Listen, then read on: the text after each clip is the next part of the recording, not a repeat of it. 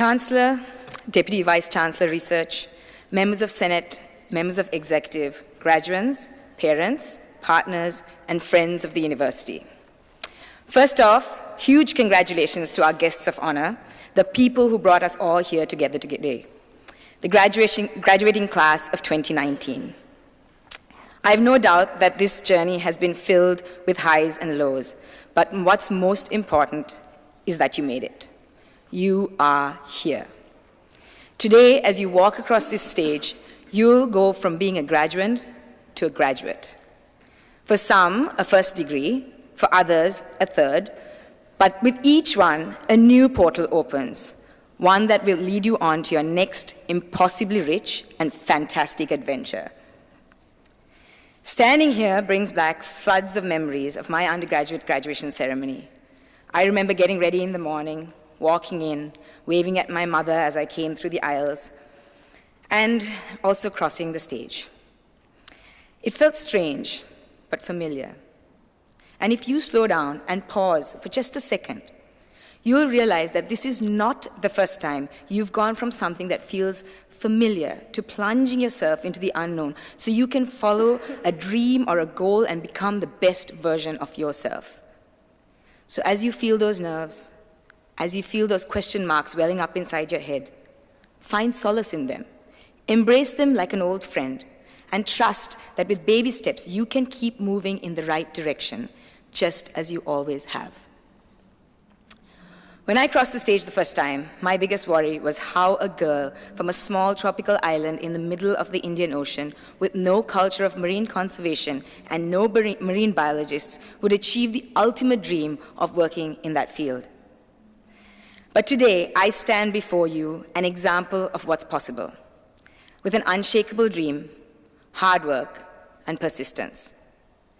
The journey has been long, and I can tell you it's not over yet, but I often get asked if there was one thing I could go back and change, what that would be. And I say, nothing.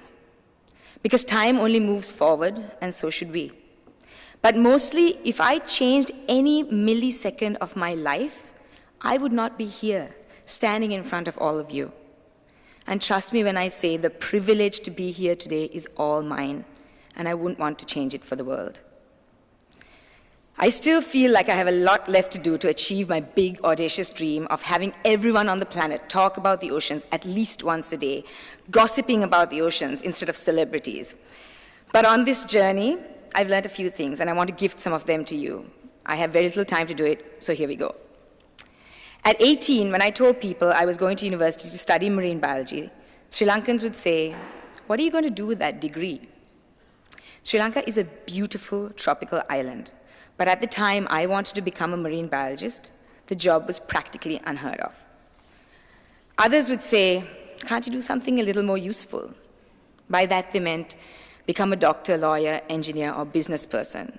Clearly not something I was choosing for myself. My response? I'll carve my own niche.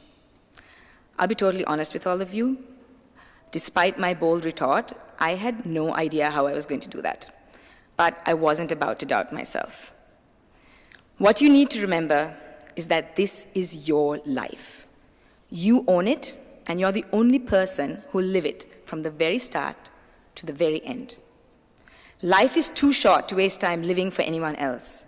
People will advise you based on their own experiences, but no one can predict what your experience is going to be. Make space in your everyday to distill and work through the outer voices and connect with and listen to your inner voice. Never undervalue the importance of spending time and getting to know your best friend, you. For my luck, however, when the world was saying no, my parents just said, "Do what you love and you'll do it well." If you forget everything else I say to you today, try to hold on to this one statement. They're not just words, but a foundation. They gave me freedom to soar and the confidence that my parents believed I would know what was best for myself. I believe you know what is best for yourself too. So do what you love and you'll do it well. Along the way, I've made mistakes and I've faced challenges. Guess what? I still make mistakes and stumble around. While failure typically has a very negative connotation, I've learned that failure is one of our greatest teachers. If I was getting everything right all the time, I'd become complacent and never pushed my boundaries. Every failure comes with a valuable lesson that, if embraced, can propel us further forward. Learn to fail successfully.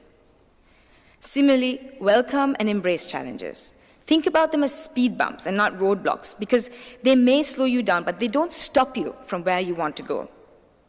Every time someone blocked my path and told me I couldn't, I've ended up outdoing myself, because I scaled over them and did something greater than any of us could have imagined. I excelled because they unknowingly pushed me to. So thank your challenges.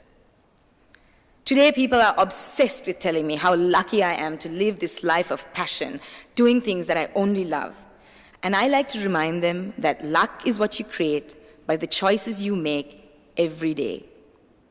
If you hadn't enrolled in university, you wouldn't be lucky enough to graduate today. It's pretty simple. Whatever you choose to do, whatever your journey you're on, always seek to serve your community, your country, your planet. Strive to make yourself useful to more than just yourself.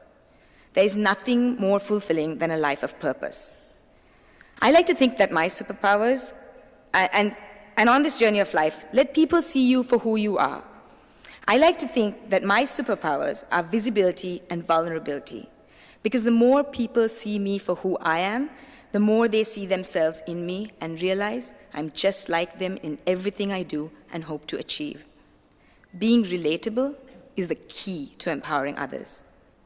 So know that how you feel and think today is exactly how I felt and thought on the day of my graduation. I'm just like you, just a little bit older. I hope at least a few of my words resonate with at least a few of you. I hope as you reflect on my words down the road, you replace my face with your own and allow yourself to believe that someday you will be on a stage somewhere inspiring others. We all have it within us to inspire at least one other person. Live your best life so someone else can live theirs. And if you're even a tiny bit inspired by the words I've told you today, remember that's the easy part. What really matters is what you do with that inspiration. Take it and weave your own magic. In closing, know that university is not the be-all and end-all of life. It's a portal through which you step. Once through, you'll be better equipped to control your own destiny. In the end, who you are in school does not determine who you'll be in life, and who you are in life is really up to you. So go forth and forget about being good enough. Be great. Thank you.